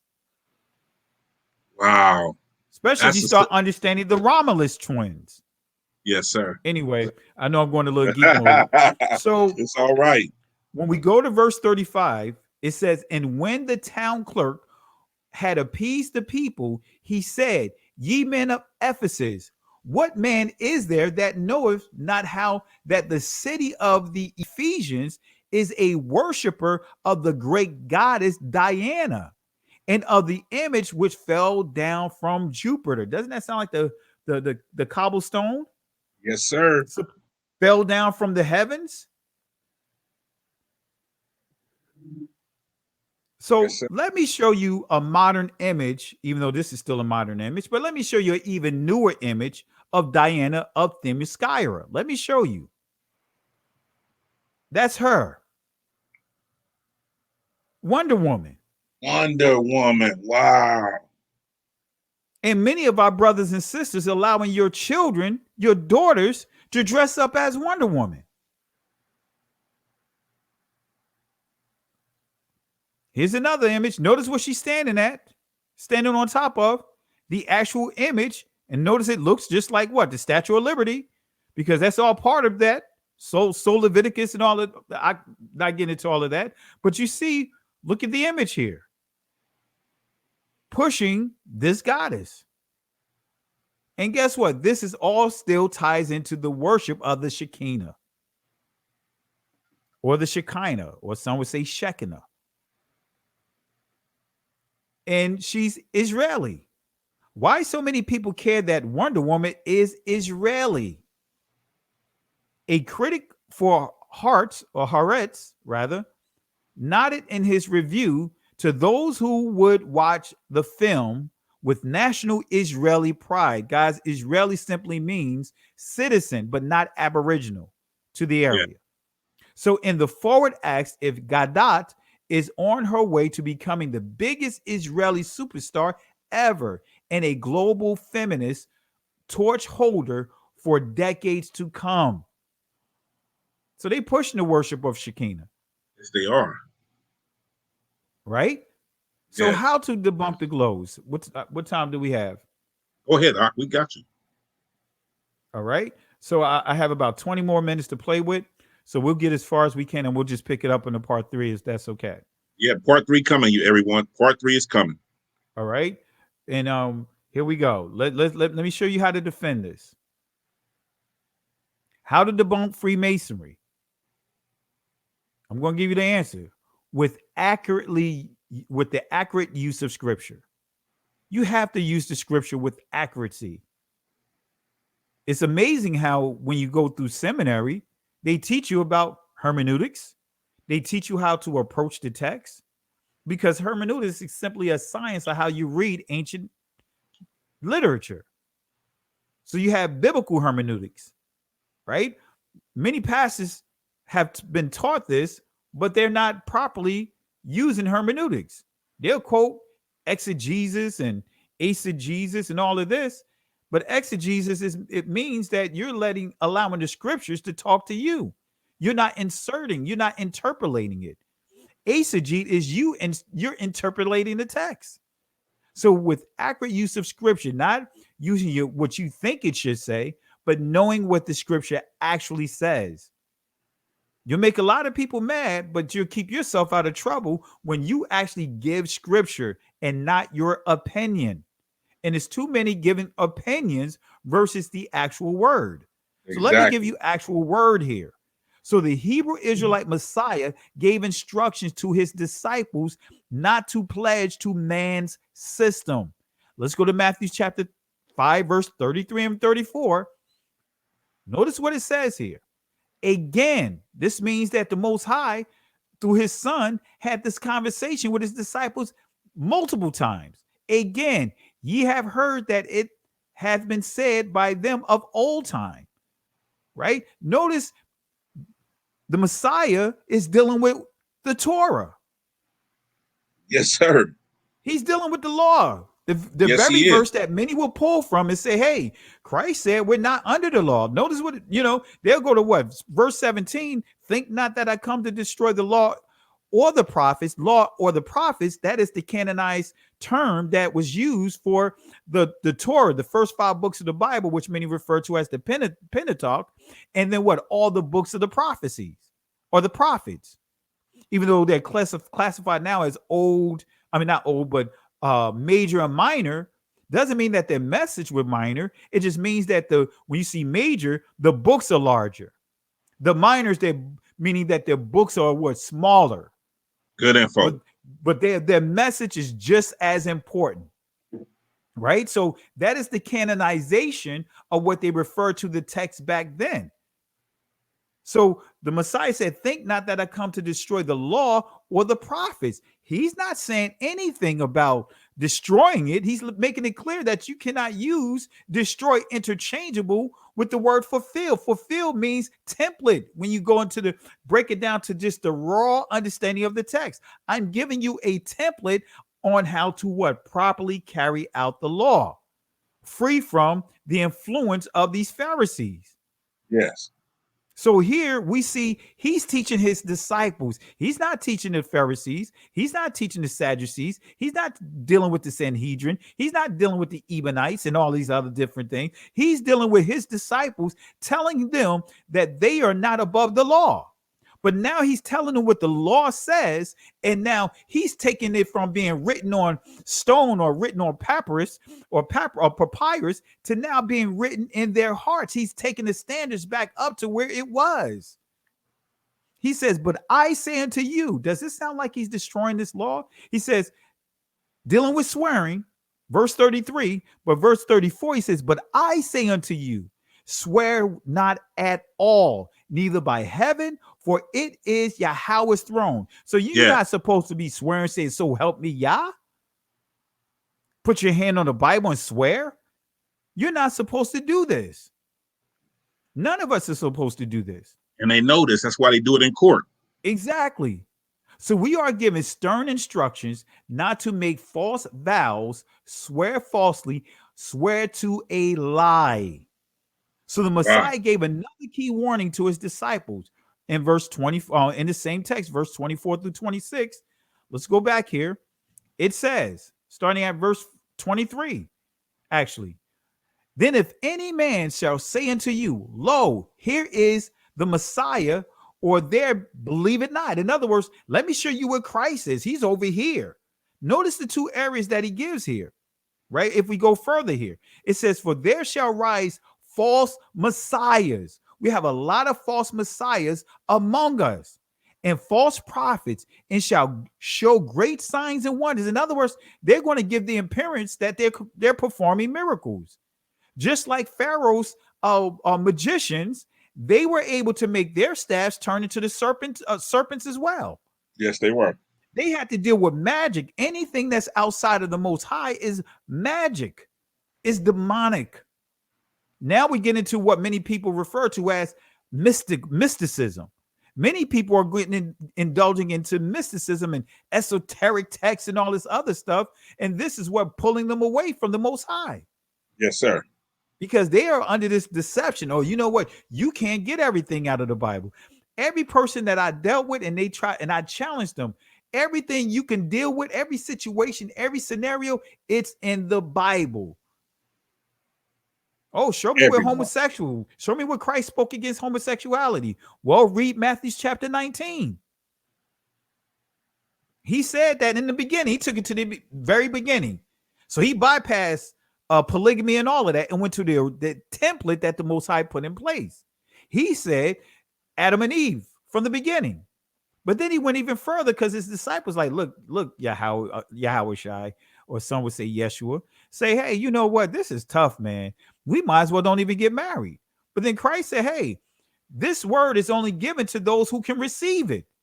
See, not everyone that say that they're leaders should be leaders. Come on, Khan. So that's what Christ is saying to his own disciples. This is for those who receive it. He goes on to tell them about the eunuch, how some are eunuchs, because of what? Dedicating to the Most High, saying they are not going to deal with, get into any relationships. But then there are eunuchs that make themselves man-made eunuchs. In other words, they may castrate themselves, or they get into what? Homosexuality. Because a eunuch cannot what? Reproduce. Exactly. That's why it says in Isaiah, if they say that I am a dry tree, in other words, I am what? I'm not able to reproduce. Yes. Two men can't reproduce. Two women can't reproduce. Yeah, but anyway, I'm sorry, I'm going a little geek mode here. No, it's okay. It's quite okay. Do what you do. So it says here, for there shall arise false messiahs, Mashiachs, and false prophets, and shall show great signs and wonders. They're going to look like they're doing all kinds of miracles. Yes. Don't get caught up. Part of a great sign to many of our people is the mega term, mega ministry. Look at how big that ministry is. Wow, that's a great sign. That's a wonder. Guess what? Wow. The Messiah only had what? 12 with him. Really, 11 that was dedicated. Because when he gave his disciples the truth, 2/3 of them walked away from him. And yes, according to how things are done today, that'll be his ministry would be considered a failure. It's a man's turn ministry. Exactly. They have us setting this up. They have set us up to judge everything by their terms, by their standards, and not what the Hamashiach was actually doing. Exactly. See, in our ministry, everyone that know me, when we first started our ministry 12 years ago, I made it clear because they were trying to push us to mega. We had all kinds of mega preachers trying to get us and come up under them and all this other stuff. But I made it clear that I don't care about that stuff. Exactly. What I do care about, I'd rather have 1,000 people or 10,000 people that have passed through our ministry and going out to 10,000 different places and making change than to have 1,000 to 10,000 people sitting there stagnant in one location becoming a bottleneck. God. And they don't understand that. He listen, he said what? They went out 2 by 2. They didn't stay. He taught them, he empowered them. He said, these be the men that turned the world upside down. When they went back into Jerusalem and waited till they been endured with from power from on high, then they went out. Exactly. Notice how it started. First, it was the Messiah that went out himself. Yeah. Then he what? Gathered what? You see in Luke, you see 12. Then you go from 12 to 72. See how it multiplied? But he kept what? Sending them out. Sending them out. Paul didn't stay. The apostle Paul didn't stay. He was sent. Apostles Exactly. mean sent ones. Exactly. And a lot of these people that are calling them starting ministries haven't been sent. No, they haven't been saying, Con. You So listen, I have to say this because we talked about this before. And just because you drop a word doesn't make you a prophet. Just look, I because you can take it a inspire step someone, further. yeah, Just go ahead. because you done went to school in a seminary, because if you really understand seminaries, right? Every school, every seminary school has a theology. That's the foundation of that theology. What do theos mean? God, right? Transliterates to God, right? The Greek word ology is the study of. So they have their own interpretation and understanding of the Most High, and they created a doctrine and created a school for that. So now, when you get your diplomas, all you're saying is that you specialize in their theology. And the You getting discussion of degrees in their their God, theology. their gods. They're God. So with that being said, that's why the disciples caught so many off guard, because here it is. How is these uneducated Unlearned. men per Yes, se, they're fishermen, man, they yes, they sir. they giving us more clarity, and we're the ones that are high priests, we're the Levitical priesthood, and they giving us more clarity than what we know about the text. Listen, let's take it even further. Gamaliel, a master teacher, came to the Hamashiach. That's right. So And we he could came, go all through the scriptures. If we technically, based upon how many of us have been institutionalized, yes, guess what? sir. They would think Apostle Paul was more educated than the Messiah. No, sir. Because after all, Apostle Paul got taught by one of the best Torah teachers Yes, of sir. his time. But look at what path Apostle Paul was on. Killing his own brothers. But the Messiah, he didn't go through those so-called educators. He was teaching educators. He had them dumbfounded at the age of 12. Yes, sir. Yes, sir. So again, don't let people put pressure on you. So what happens is people go into these schools, because I almost got sucked into that. But the key for me is, all I wanted to do when I got my degree in theology, right? All I wanted to do is learn the arguments. I didn't care about all other stuff. I wanted to learn history and know what's the different arguments, so I could use discernment on what theologies, who's the influence on whoever's teaching. Yes, sir. Yes, sir. And I'll So tell you a quick thing. When I was about 10 or 11 years old, and the Most High called me at a young age, and I was preaching, remember preaching my first sermon at 10, 11 years old. A lot of folks just don't know my history, but they pulled me up in the pastor's office after church that day. They said, "We want to send you to school. We want to send you to school, and we want you to go and learn how to preach and everything." But what came out of my mouth was, and I remember this vividly, very clearly. I said, "Why do I have to go to school? Won't God tell me what to say when I get up there?" And I say that to say this now. Yahusha said, "I only say that what I heard my father say." Go ahead, on. and see, to the point, that was one of my gripes about school. Why do we have to go into debt to pay for something that we should be taught? Yeah, This is exactly. a culture. This is Yeah, our culture, not a religion. You go to school to learn religions. That's why you have religious studies. This is not a religious. This is our culture. So one of my gripes, and that's why I do the type of teaching that I do, is so that way those that are in our assembly, they're going to get a high level teaching without having to pay anything. yes, sir. I agree. I've had other pastors compare their ministers to our ministers, and they're like, "Man, your ministers are sharp. How did you do that?" Not their ministers went to seminary, but many of the men that the Most High had me reached out to, they don't have the resources to spend right now. You're going to spend at least $100,000 if you go to a good school for your undergrad. That's not even getting into grad school and all that. Before you know it, you spending almost $300,000 if you go all the way to your doctorate. And now you what? Enslaved to debt. Now That you're focusing on trying to clear your debt versus preaching the word of the Most High. So that's a whole nother discussion there. Yes, sir. But Keep going back here, notice what it says here. It says, if it were possible, they shall deceive the very elect. And this is dealing with Israel.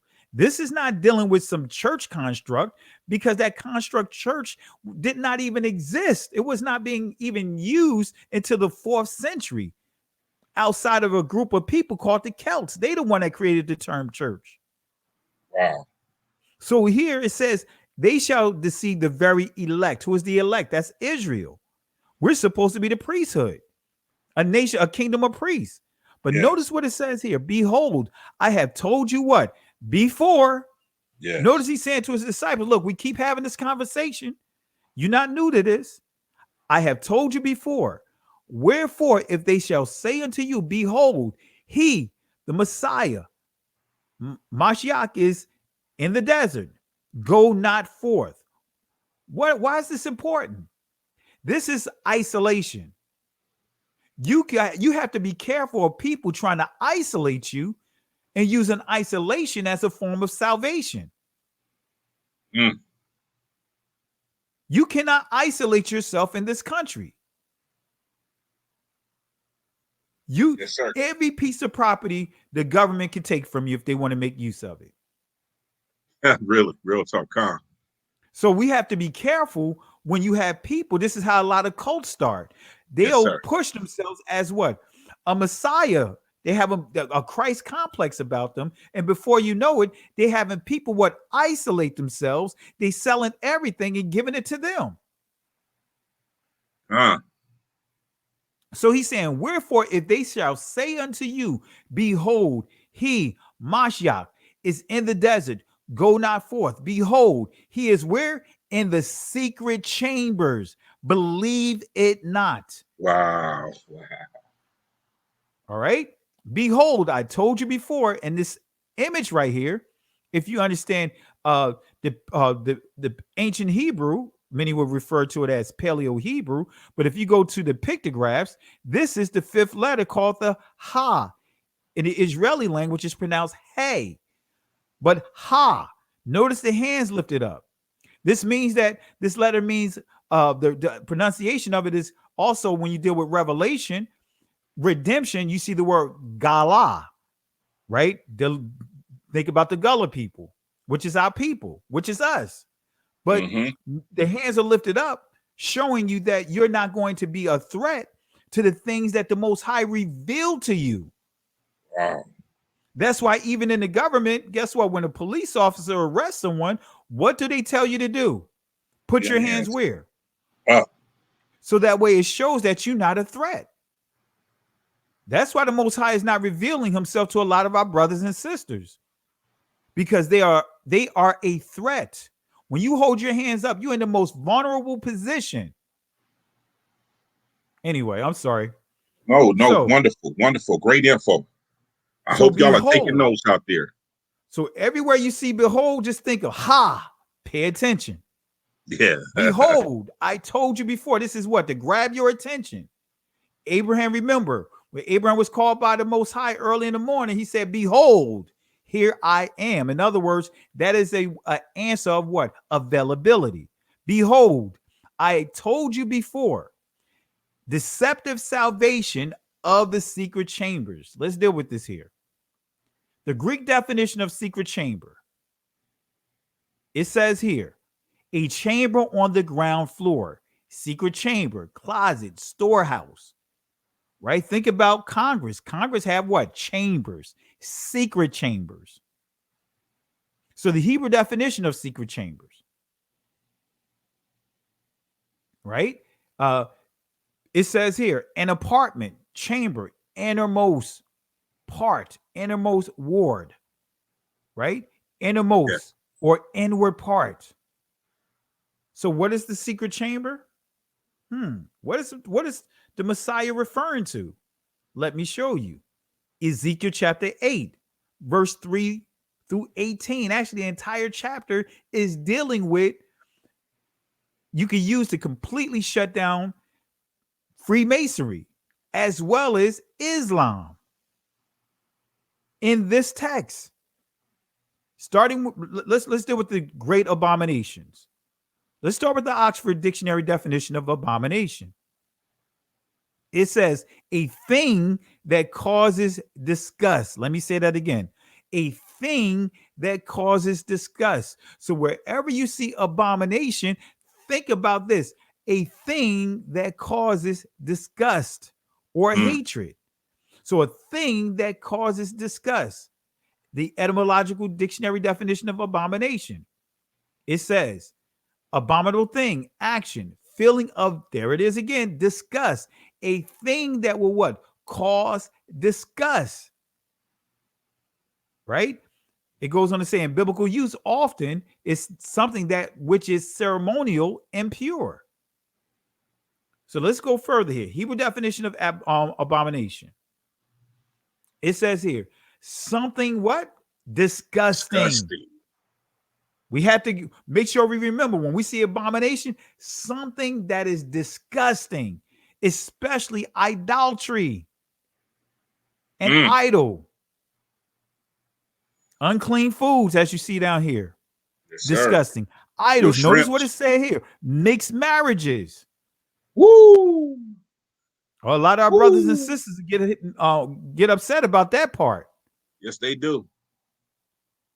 He told us not to mix with the other nations. Exactly. He told us. Why you think Esau did what he did? He was disgusted with Esau for what he done. Exactly, because Esau started right from the beginning entering into covenants, agreements to circumvent. So that's how Esau was kept out of what? A lot of captivities, because Esau entered into agreements to circumvent going into captivity. Yes. Taking their women, adopting their customs. Exactly. So abomination, right, simply means to indulge in offensive behaviors such as unclean foods, idolatry, mixed marriages, homosexuality. Let's go to Ezekiel 8 again. Let's highlight this here. Let me explain a few more things. And he put forth the form of an hand and took me by a lock of mine head. Yes, Ezekiel had locks, right? Yes, sir. And the Spirit lifted me up between the earth and the heaven and brought me in the vision of Elohim to Jerusalem, to the door of the inner gate that looketh toward the north, where was the seat of the image of jealousy, which provoketh to jealousy. And behold, the glory of Elohim of Israel was there according to the vision that I saw in the plain. Then said he unto me, Son of man, lift up thine eyes now the way toward the north. So I lifted up my eyes the way toward the north, and behold, hey, pay attention, northward at the gate of the altar, this image of jealousy in the entry. He said, furthermore unto me, Son of man, seest what they do, even the great abominations that the house of Israel hear, that I should go far off my sanctuary, but I turn thee yet again, and thou shalt see greater abominations. Remember, when we see house of Israel and we see house of Judah, we're seeing what? The northern and southern kingdom. Yes. But it didn't stop here. These are the great abominations the house of Israel committed. Now we're dealing with what? Freemasonry, because there's 3 levels to it, right? Yes, sir. This is going to, for those that are in Freemasonry, you're going to see and you're going to recognize what I'm going to share with you without me having to get into all the rituals. The great abominations is only the beginning of the first level of the greater abominations. Ezekiel chapter 8 verse 7 through 9. Pay attention to this, guys that are watching. Watch this. And he brought me to the door of the court. And when I looked, behold, a hole in the wall. Now we're dealing with what? Secret chambers. He sees a hole in the wall. Then he said it to me, Son of man, dig now in the wall. And when I had digged in the wall, behold, a door and entrance. And he said unto me, go in, and behold, the wicked abominations. In other words, the things that are what? What we just talked about. What is Disgusting. abomination? Things that Disgusting. are disgusting, that the wicked, disgusting things that they do here. Well, what is the wicked, disgusting things that they're doing here? Right? Let's answer that with verse 10 through 12. So I went in and saw, and behold, every form of creeping things and abominable beasts, and all the idols of the house of Israel portrayed upon the wall round about. Now they're saying we seeing all these images on the wall. See, in the church, if you understand the early church, when they began to conquer, when you start dealing with Constantine and they start conquering the Romans, they start taking their worship places and just keeping it stood up and start what? Taking those same statues, Zeus and all of them, and start placing names of apostles and angels on them. That's why we see a lot of these images there. And even that Star of David, that's an image. All the idols of the house of Israel portrayed upon the walls round about. We still see this happening right now. These are just some of them.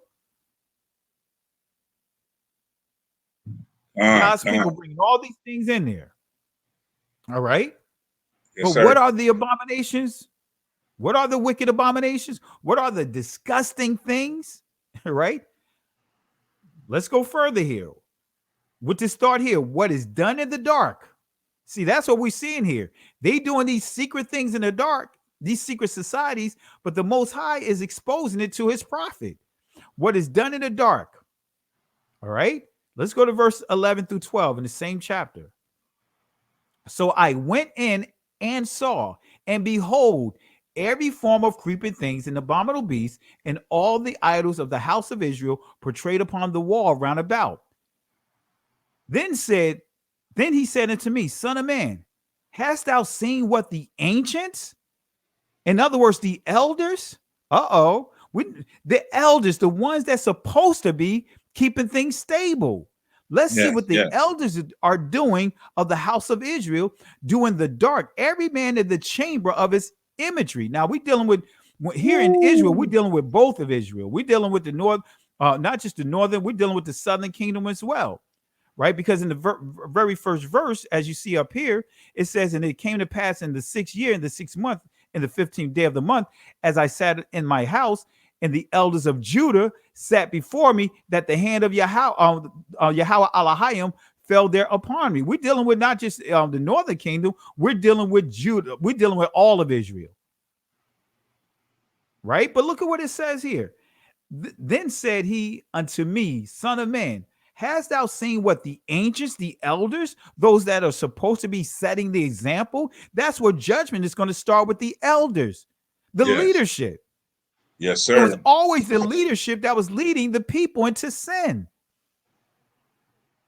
Aaron could have easily stopped the people from building the goat demon. Yes, he could have. He was the one that led the way of building what? A goat demon. He created it. So then said he unto me, Son of man, hast thou seen what the ancients, in other words, the elders who are supposed to know better, misleading the people of the house of Israel, doing the dark, every man in the chamber of his imagery?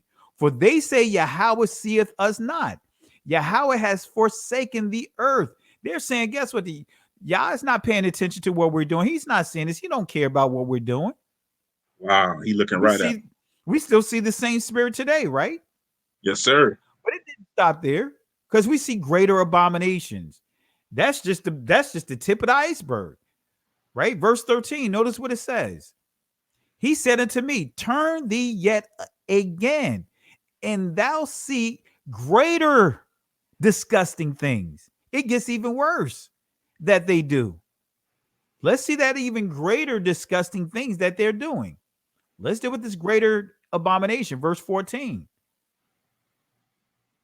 Then he brought me to the door of the gate of Yahweh's house, which was towards the north. And behold, there sat women weeping for Tammuz. Tammuz is a type of Christ when you start understanding the Sumerians. So they are worshiping another Messiah. We see that today, right? Yes, sir. So who is Tammuz? Let me just give you guys a little information. Actually, we're going to get through this whole lesson. We don't even have to do a part 3. According to the various legend, Semiramis became pregnant after engaging in an adulterous affair while married to Nimrod. Around the same time, Nimrod dies of a violent and untimely death, excuse the typo, in an effort to retain power and to hide her misdeeds. Semiramis makes a very outlandish claim. And guess what? You'll see this same story among the Egyptians when you understand the story of Horus, Iris, and Osiris. Right? They teach the same story. Right? Osiris was killed, dismembered. So Isis, right, had decided to what? Grab all of his body parts because he was cut up and dismembered by Seth. Grab all his body parts, was able to retain all his body parts with the exception of the phallus. In Egyptian culture, in Egyptian mysticism or whatever, a person cannot pass to the afterlife if their body is dismembered. So what did she do? She created a golden phallus and she copulated with it. In other words, necrophilia. She's having what? Intercourse with a dead body. So how does that sound like the story of our Messiah? Don't get fooled by this foolishness that's out there. But nevertheless, you see the similarities of Semiramis, right? She publicly declares that upon Nimrod's death, he had been resurrected as the god of the sun. And as the sun god, Nimrod used his sun rays to miraculously inseminate Semiramis with a child. Same thing with Isis, right? She copulated on a dead body with a golden phallus, and she supposedly got pregnant by it and had Horus. And she also didn't just have Horus as well. She had another, I'm not getting into all of that, but nevertheless, we still see that that's all what? Mysticism. This child was thus considered to be divinely conceived. The child name was Tammuz, which she claimed, which was the reincarnated Nimrod. So Tammuz was a type of Messiah, a type of Christ. So the women were weeping for Tammuz. Guess what? Weeping for what? An anti-Messiah. Let me show you something. Let me show you a sample of the commemoration of Tammuz. Let me show you something here that's going to surprise some of you guys. Right? Look at this. Right? This is a Jewish website. According to the Sefer Yetzirah, to each month of the Jewish calendar, there corresponds a letter of the Hebrew alphabets, a zodiac sign dealing with the stars, one of the 12 tribes of Israel, a sense of a controlling limb of the body. On the biblical calendar, the 4th month of the year, counting from Nisan, is called Tammuz in Jewish tradition. The name Tammuz is of Sumerian origin, as are the other names of the months of the Jewish calendar. See, guys, if you really pay attention to Torah, Moses never named and had a name for any of the months. Never. When you see Abib is just simply like saying the spring, the season. Abib is a season, not a month. He always said the first month, the second month, the 4th month, even in the days of the week, the first day, the 4th day. He always used numbers. Not get into numerology, but he never used these names. So Tammuz is of Sumerian origin, as we highlighted, right? But here's another, it's like Rosh Chodesh, right? Or Chodesh. Tammuz is the 4th of the 12 months of the Jewish calendar. The month of Tammuz begins the season of the summer. The 3 months of this season are Tammuz, Av, Elul. And you notice this is what? It says a monthly holiday for who? Women. Women what? Weeping for Tammuz. Yes. The 17th day of Tammuz, a fast day. When did this come from? It says that commemorates the day that a day when the walls of Jerusalem were breached by the Romans in 69 CE or 70 AD, marks the beginning of a period known as the 3 weeks. This is an annual mourning period. You see this craziness here? The Most High Yeah. didn't create this. They created this. Here's more, just so that way I give you 3 witnesses. Tammuz is the Babylonian name of this month, as are all of the official names of the month in the Hebrew calendar. In the Bible, however, the 4th month is referred to as the 4th month with reference to Nisan, the 1st month. All right. So just giving you some insight. I have more I could share, but I'm not going to go too far with this. I kind of kept it short. But you see, still, Tammuz, the very thing that the Most High showed Ezekiel, look at here, the worship of Tammuz, fasting in the season of who? Tammuz. And I just show, I proved it to you guys that there is what? Still the worship of Tammuz, like we talked about, of many of our brothers and sisters are being brought into what? Jewish mysticism. It's all around us. All right. We get closer to the end here. All right. Let's just a couple more slides here, I believe. All right. The 3rd level of the greater abominations. Now we're going to go even further with the disgusting things. Verse 15 and 16. Look at what this says. Then said he unto me, thou hast seen this, O son of man.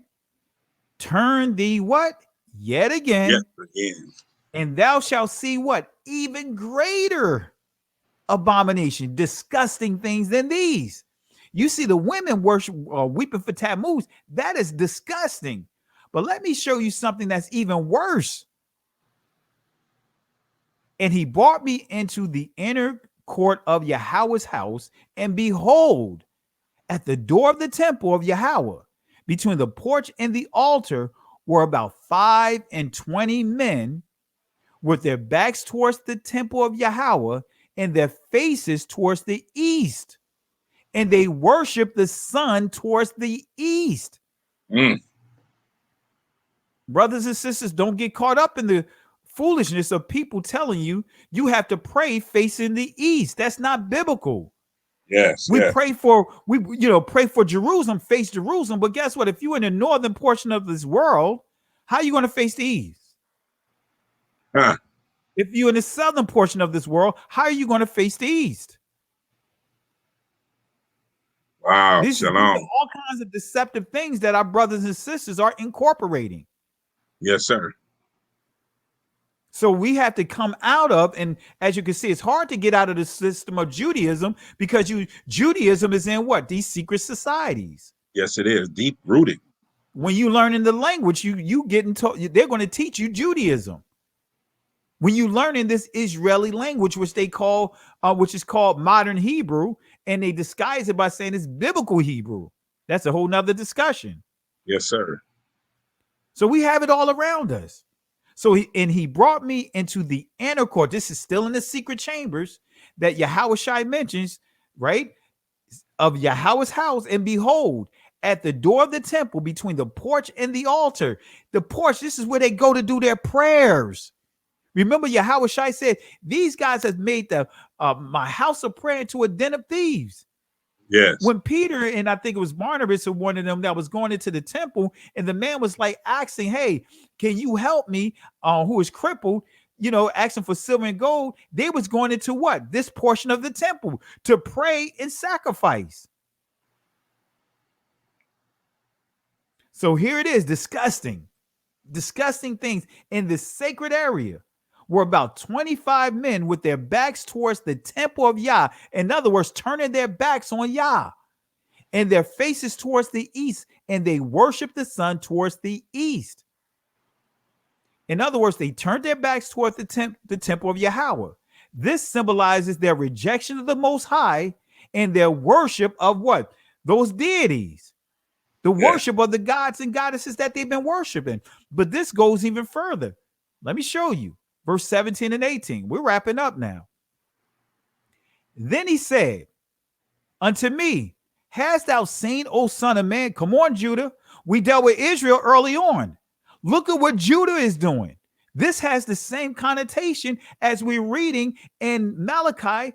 The matter of fact, the entire book of Malachi is dealing with the Levitical priests in Judah.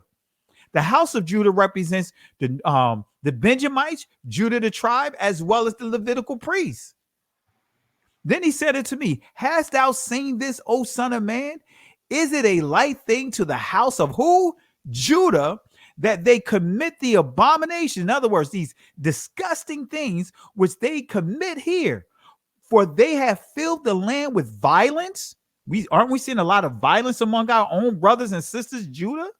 Yes, sir. And have returned to provoke me to anger.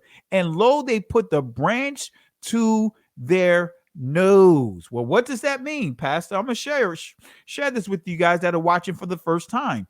Therefore will I also deal in fury. Mine eyes shall not spare, neither will I have pity. And though they cry in mine ears with a loud voice, yet will I not hear them. But notice this, the branch to their nose is referring to phallic worship.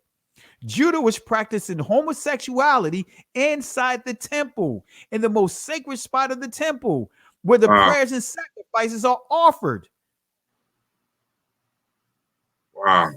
Stick to their nose, that is a phallic. That's why he said this is what even greater abominations than the women weeping for Tammuz. Now you got the men practicing homosexuality inside the temple.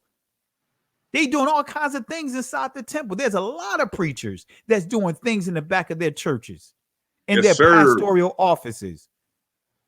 Many of them having sex, homosexuality, running women, drinking, smoking, playing cards, doing all kinds of things before and after service. You'd be surprised what they're doing up in that pastoral study. You'd be surprised when you see many of your pastors going off to these trips that the church is paying for, and they sending their armor bearer, right? Which is nothing more than what? Their play toy. That's it. Eddie Long. Sending, that's all it is for many of them. Right? So yes, Israel, Judah is practicing homosexuality. And there you have it. I know I went a little longer, but I was like, since I'm here, I might as well finish this up right here. Yes, sir. It was beautiful, man. It was beautiful. And like we said before, please don't go try to get all this information. That's our disclaimer. Do not get this information. We don't want you getting twisted. That's why we bring it here, for you to learn, for you to know. We bring someone rooted and grounded in the Ruach. As we always say about Hebraic Faith TV, if it's not the Ruach, it's not us. We don't want to give you any content that the Most High is not giving us. So we have to educate you, because a lot of our people are still seduced by these spirits. They're still going there, putting their kids in here thinking it's all right. We got our kids pledging to these things on a rapid basis because we see opportunity, and they present an opportunity to us to help better our kids. But all they're doing is trapping our kids, because understand, the price, you won't pay the price now. You might not pay it now, but it's a greater price to pay later for swearing and taking an oath to these deities. So we thank you, Dr. Kelly, man. And I ask y'all to please listen, go and help our out. Please go and help Dr. Kelly and donate to his ministry. Please go and donate to his ministry. Go on Cash App and donate to Dr. Kelly. We put the link down there. Please go and support them. Like he said, these books, this info costs money. It costs literal money, thousands of dollars. And we want to bring more info to you. Let's be a blessing to him and sow into him and help him build, because there are other things the Most High want to show us. We're telling you this to bring you out, not for you to go in and continue on in what you're into. Please don't be deceived. The enemy will present it like it's the Most High, but it's not him. As we showed you earlier in the video, earlier in the clips, how the enemy actually twisted the word and disguised the word and mixed the word in with what he wanted to. He mixed the word in with them, and he changed it to present it like it was Yah. And so we get trapped and we see things, and people will say these things are being presented in these churches, and they'll be presented as a way like, oh, the Most High is going to bless you. I'm hooking you up with these brothers and these sisters. No, that's not a blessing. It's a trick of the enemy. It's a trick of the enemy. Dr. Kelly, we're going to let you definitely close, and then I'll pray us out after you finish saying what you got to say as a conclusion. Absolutely. Well, I really appreciated Ak for having me on, and I appreciate everyone that have taken the time out of your schedules to view this presentation. And I just encourage you guys, use it as a tool to grow, not to use it as a tool to bash one another. You know, we're supposed to do everything in love, and this presentation is, even though I'm a little fiery when I give my word, but Yes, it's sir. out of love. You know, because me, I have a desire for our people to get out of these strong grips of deception and delusion that is really hurting us. So Yes, let's not take this information and use it for your own agendas. The agenda that we're supposed to be in unison with is what helping our people get out, helping our people get free, yes. introducing them to the Holy Spirit, introducing them to the truth of what our Messiah is coming to do, you know, to restore, to repair, to defend, you know. So again, you know, let's make sure we take this information and use it the right way, not using it to, again, further push whatever agendas that are out there, but to show our brothers and sisters that there is a right way, and this is the right way. Make sure that your behavior is right in alignment with the spirit of the Most High when doing so. Hallelujah. Hallelujah. And listen, the Hamashiach said, you will know my disciples, the love they have one towards another. Love That's is going right. to lift you up. It'll rebuke you. It'll chastise you. But it's going to lift you up. It's going to bring you unto repentance. The love of the Mashiach is going to lead you to repentance and wanting to come back to the law, statutes, and commandments, wanting to follow, wanting to trust, wanting to believe the Most High. It's not going to lead you contrary to the word, not contrary at all. And we just thank you. And I'm going to pray, and we're going to believe y'all. Remember, you can donate to Dr. Kelly. The link is right below at Cash App, at Pastor PFR. Please donate. Please sow. Please bless this man of y'all that he can continue to bring this information and always be led by the Ruach. And these things, we need them. Father, in the mighty name of Yahushua HaMashiach, we thank and praise you right now. We give you glory. We give you honor because it truly belongs to you. We thank you for this word. We thank you for understanding. We thank you for each of our brothers that are hearing this. We thank you for spreading this around the country, around the world, to open the people's eyes, to open their ears, Father. When they hear this, let it go down in their ruach. Let it stir them up. Let them be on alert. Let them be able to see what the enemy is planning and using against them and using to the ones that are already in there. I pray that the ones that are already in there, Father, that you begin to free them, that this word begin to resonate in their ruach and it begins to stir them up. Don't give them no rest, no peace till they come out of what they're in. In the mighty name of Yahushua, we thank you, we praise you, we give you glory, and we say hallelujah unto you. Thank you, Yes. everyone, for tuning in on Hebraic Faith TV. You can go follow Dr. Kelly at We Woke Now on YouTube. Please subscribe to his channel, like, comment, subscribe. He has great teachings, just great discipline with the word. And he's a great man in our eyes, and we want to keep him in prayer. Please pray for him, because we know the enemy would love to stop this, but the prayers of the righteous availeth much. The fervent, effectual prayers. Pray for us. Pray for our health. Pray for our family. Pray for our finances, that we can continue to do what we need to do and move the kingdom as it needs to. And we thank you right now. Thank you for everyone tuning in. Please like, comment, subscribe to the Hebraic Faith TV. Share this with everyone. We thank you.